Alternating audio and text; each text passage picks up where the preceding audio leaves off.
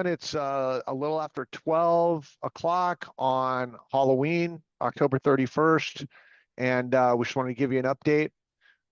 We saw the Fed ease this week as expected, 25 basis points, another cut. We think coming, although Powell did put out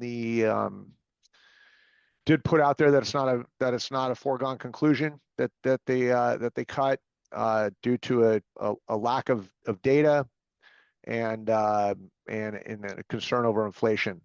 We still think the Fed's going to cut in the next meeting, which is early December. We saw earnings were strong. Meta and Microsoft both reported great earnings, and the stocks both sold off. And then you saw Amazon, which had a really kind of a not great first half of the year. Amazon reported strong earnings, and the stock's up a little over 10% today. So, stocks are expensive, and we think that earnings are going to continue to be good, and we're still bullish. The yield curve continues to improve, and we think it's we'll have a strong fourth quarter. Great, thanks, Tim. Yeah, the 10-year sitting right at 4.1 right now, and as we mentioned before, our range is kind of 4 to 4.5. That's been our base case for the 10-year. It did dip down below 4.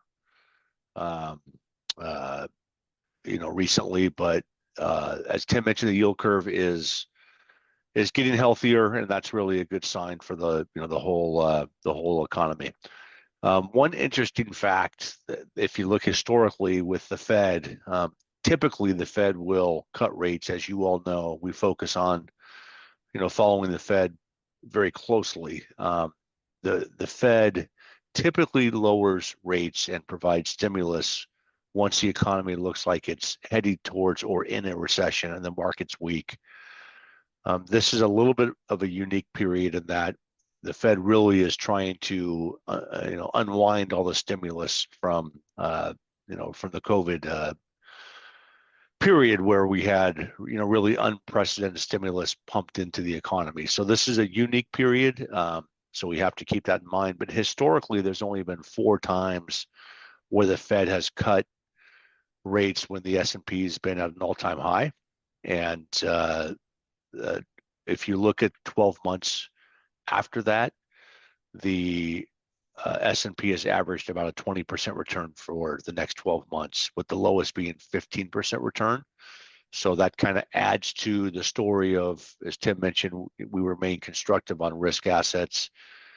But clearly the history of the Fed cutting and winding down quantitative tightening with markets at all-time highs has been a bullish indicator.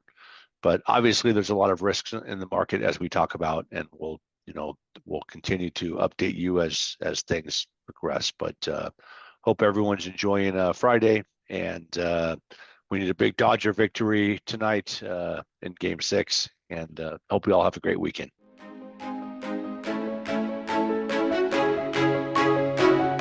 Thank you.